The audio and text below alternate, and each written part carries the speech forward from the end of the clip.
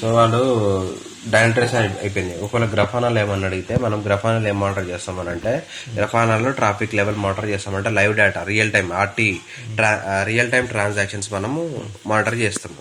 Real time transactions అంటే ఇక్కడ చూడు ట్రాన్సాక్షన్స్ అని ఇక ఇప్పుడు నేను గ్రఫానా డాష్ బోర్డ్స్ ఓపెన్ చేయగానే మనకి అన్ని డేటా ఎట్లా వచ్చినాయి డాష్ బోర్డ్స్ అట్లా ప్రతి అప్లికేషన్ డాష్ బోర్డ్స్ మనకి ఇక్కడ వస్తాయి. సో మనకి ఏది కావాలి, ఏ డేటా మానిటర్ చేయాలి అనేది మనకి ఇక్కడ తెలుస్తుంది. ఇక నేను పీపీఎంలోకి పోతున్నా. పీపీఎంలోకి పోయి ఇక్కడ పోయి నేను యాట్నా అనేది కొడుతున్నా. నాకు యాట్నా కొడితే ఆల్ డేటా. సో వాడిది ఓపెన్ చేసిన. ఓపెన్ చేయగానే ఇక్కడ ట్రాన్సాక్షన్స్ అనేవి లైన్ క్లిక్ చేసిన. ఇంకా ట్రాన్సాక్షన్స్ అనేవి ఏ లెవెల్లో ఉన్నాయి, ఇక్కడ 300, 380, 340 ఇంకా అన్ని 250 ఎబోనే ఉన్నాయి కానీ 250 ఎబో తక్కువ ఏది లేదు. అంటే ట్రాఫిక్ లెవెల్ అనేది బాగుంది, మంచిగా ట్రాన్సాక్షన్స్ అవుతున్నాయి. రెస్పాన్స్ టైం ఎట్లుంది, రెస్పాన్స్ టైం అంతా నీకు 1000 బిలోనే ఉంది కానీ 1000 కంటే ఎక్కువ లేదు. 480 లాస్ట్, 480 వరకు హిట్ అయింది. ఇక నీకు ఇక్కడ మళ్ళీ ఇక్కడ చూసుకుంటే ఎంత హిట్ అయింది, 440 హిట్ అయింది.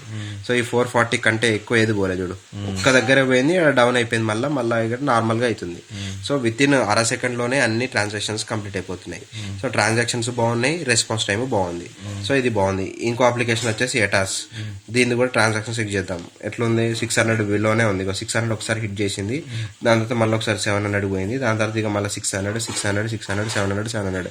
సో ట్రాన్సాక్షన్స్ అనేటివి ఎక్కువ ఉన్నాయి కాబట్టి కొంచెం లోడ్ ఎక్కువైపోయి ఒక 100 మిల్లీ సెకండ్స్ ఎక్కువ తీసుకుంటుంది. బట్ స్టిల్ అది ఓకే, ఎందుకంటే 1000 లోపలనే ఉంది కాబట్టి మనం పెద్దగా మేజర్గా ఏం కన్సిడర్ చేయం దాన్ని. సో రెస్పాన్స్ టైం ఎట్లుంది దాన్ని, ఇంకా అంతా 500 లోపలనే ఉంది. ఇక్కడ చూడు 500 అసలు రాలేదు, 450 లాస్ట్. సో 500 లోపలనే ఉంది. 300, 350, 250. సో ఇవన్నీ బాగానే ఉన్నాయి. సో ఇది అనమాట మనం గ్రఫానాలో మానిటర్ చేసేది. సో ఇదంతా రియల్ టైం అనమాట. ఈ మినిట్కి ఎంత, ఈ మినిట్కి ఎంత, ఈ మినిట్కి ఎంత. ఇప్పుడు టైం ఎంత అవుతుంది, 248 అవుతుంది. సో నువ్వు 248 ట్రాన్సాక్షన్ ఎన్ని అయినాయి చూడు, 248కి 415 ట్రాన్సాక్షన్ జరిగినాయి ఈ నిమిషానికి. సో అంటే నువ్వు లైవ్ ట్రాన్సాక్షన్స్ అనేటివి నీకు డైరెక్ట్గా నీ గ్రఫానాలోకి వచ్చేస్తుంది.